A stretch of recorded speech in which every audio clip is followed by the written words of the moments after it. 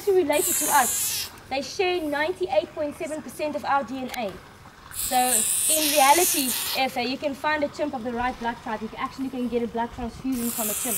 The only difference between us and them is they don't have the drop larynx like we do, so they can't speak. So that's the main difference. So sometimes I think they are more intelligent than some people I know. Yeah. So, except maybe for Charlene. Charlene, there you go. Maybe a bit slower, hey? Let's see.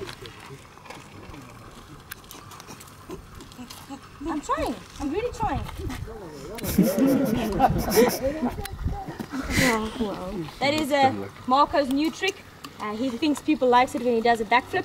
He started doing it a few weeks ago, and now he thinks he has to do it all the time. Hey Marco. He's also a young male, around 11, 12 years old.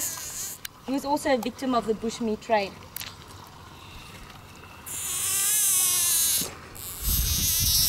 What are you doing, Mowgli? Are you washing your boot?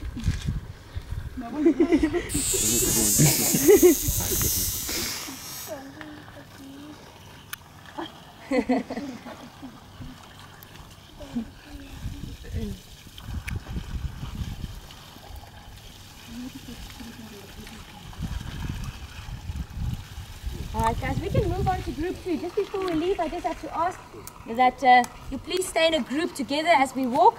And normally when we walk around, there's a group of chimps that normally wait for us on that corner.